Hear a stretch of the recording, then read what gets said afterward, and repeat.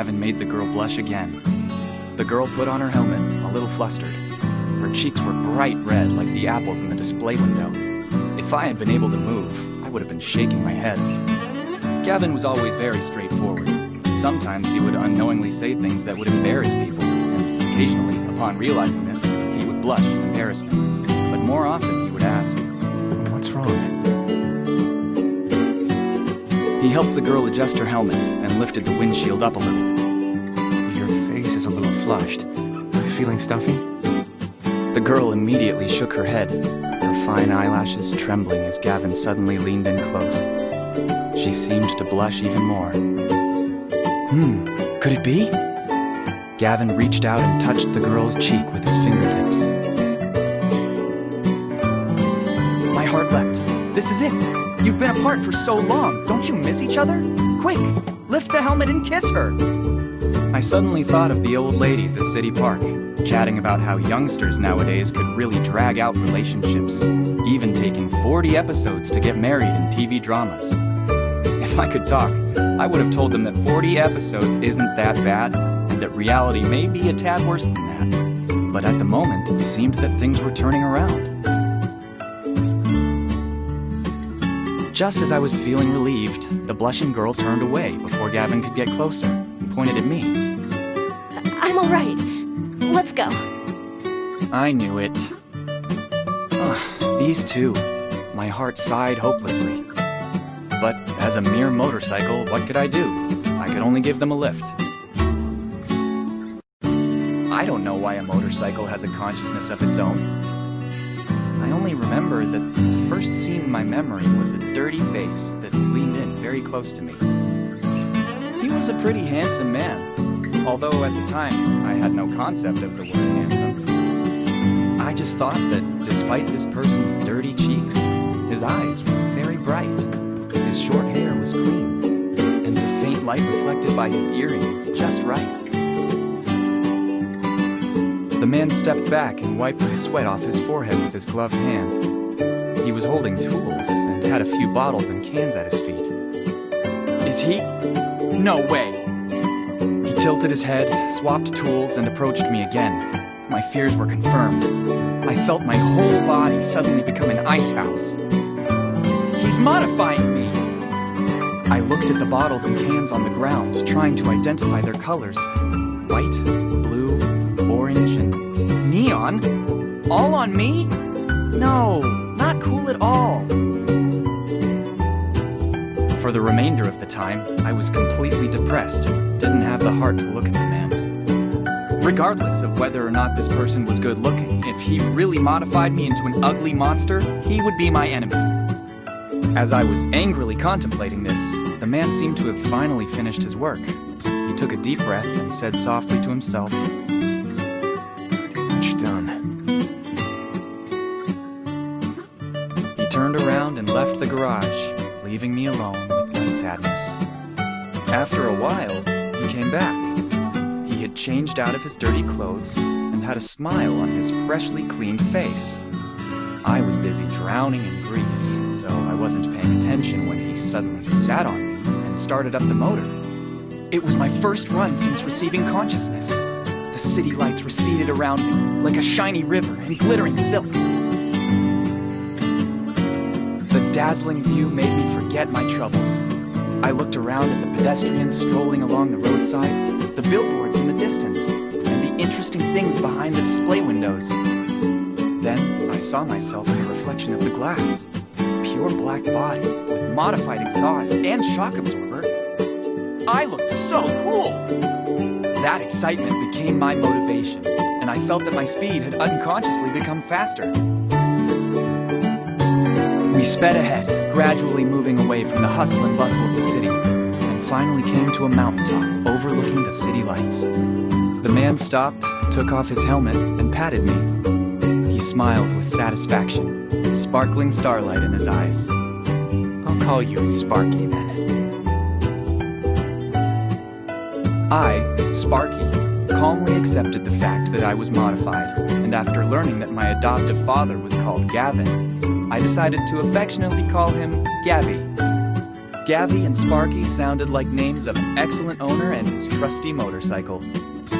Moreover, Gavin had superpowers. No, it's called evil. Anyway, we were invincible together.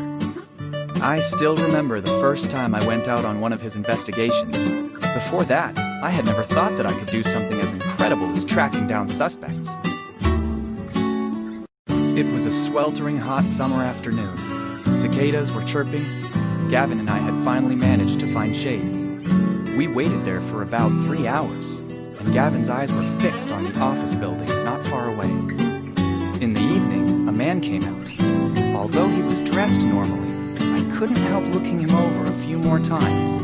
There was something about him. The man glanced around for a long time before getting into a black car. Gavin immediately got on me and took off after them. We trailed them across 2 streets in silence. At the 3rd intersection, they seemed to realize that someone was following them and suddenly sped up. Seeing the increasing distance between us, I started to feel nervous. After all, it was a car, and if they continued to speed up, we would definitely lose them at the next corner. What now? As I was in deep thought, a strange sensation swept over me. The wind around me seemed to make way automatically. The resistance suddenly lowered, and the wind seemed to gather behind me, pushing me forward. Gavin leaned down and rotated the throttle. The surrounding cars were left behind in a flash.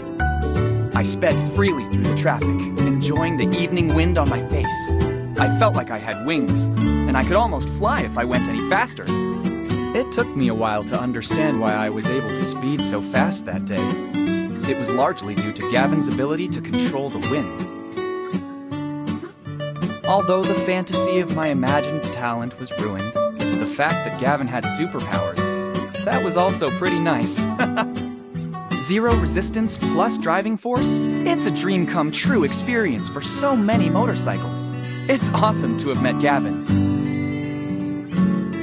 In addition to going out on his investigations, Gavin also occasionally took me out for a ride. I loved the feeling of racing with him, especially on the empty roads at night, where I could hit my fastest speed and feel the invigorating wind on my face. Just like our first run together, under the vast starry sky, only constant acceleration could break through the darkness. This is probably the definition of bromance. Speaking of bromance, occasionally I would think about another kind, like between lovers. Especially when I saw those bikes carrying young couples at the gates of Loveland High School. I once thought about this problem quite seriously all night, and finally came to the conclusion that if Gavin asked me to take a girl for a ride one day, I would be willing to slow down for the sake of his happiness. After all, ladies' cars drive very slowly. Maybe girls prefer that speed? In fact, it was just a random thought at the time, and I didn't expect this day to come so soon. It was a sunny afternoon, and I was waiting for Gavin at the gate of the Loveland City Police Department. I felt that there was something wrong with him that day. Nothing special had happened, but Gavin seemed very happy and was in a hurry. It took him only half the usual time to get to the police department.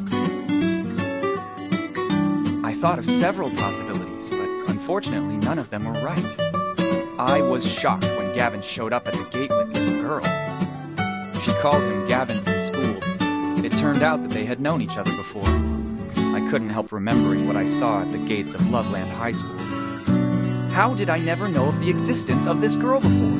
Did they ride bikes like those high school lovers? Oh my God, I'm not his first vehicle. My thoughts drifted further and further away until the girl got on me and grabbed the edge of the back seat. Gavin rotated the throttle and rode off. We weren't going fast, but the girl was still a bit blinded.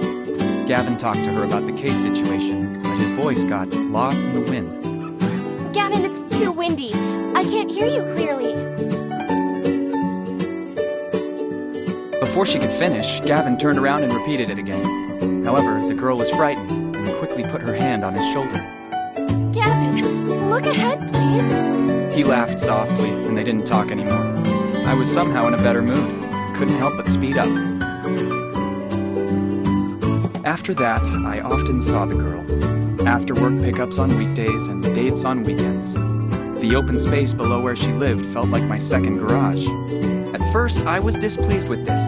After all, since Gavin and the girl reconnected, he hadn't taken me out racing in a long time. But gradually, I got used to it. Although there were fewer chances to enjoy our bromance, it was also great to bring the girl to the secret base of Gavin and me, and to watch the bright starry sky. The more time we spent with each other, the more I thought the girl was a wonderful person. She loved to laugh and blushed a lot, but sometimes she would bravely express herself. If we hadn't seen each other for a few days, she would come up and pat me on the head, asking, "How are you, Sparky?" Oftentimes, I was sad that I couldn't speak or move. Otherwise, I would have definitely given her a big smile and told her that I was fine. I thought of a billboard I saw on the side of the road. A girl in a wedding dress was clinging tightly to a boy on a motorcycle, her wedding dress flying in the wind. And under the dazzling stars, they rode off in the distance and on into eternity. Yes, I hope I can carry them like that in the future. I fantasized endlessly. Suddenly, I felt something heavy on me. A puppy unexpectedly climbed onto the seat, found a comfortable position, and then closed his eyes and began to snore. "Hey, I carry only Gavin and the girl. Get off!" I cried out desperately in my heart, but the puppy couldn't hear me. He even yawned, then moved his paws and kept sleeping. Just when I was in despair, the girl nearby seemed to have heard me. She looked back and saw the little dog. She was stunned for a moment, then laughed and pulled on Gavin's sleeve to come take a look. Seeing Gavin turn around, I cried out in my heart again, "Come help me chase this dog away!" Gavin froze slightly, and then walked toward me with the girl. It seemed that we were in sync. Even though I couldn't speak, he knew what I was thinking. I was quite satisfied with Gavin's reaction, but they stopped after only a few steps. The girl took out her phone and took a picture of the cozy puppy, along with my shocked face. And Gavin, don't think I didn't see you laughing. A light breeze suddenly lifted the girl's hat. She shouted and quickly reached out to catch it, but Gavin had already caught the hat and placed it back on her head. The girl was blushing in the sunlight. She looked up, and seeing her smiling eyes, Gavin smiled as well. Fine, so be it. I decided to close my eyes and take a nap, just like the little guy on my back. After all, it's their private romantic moment, right?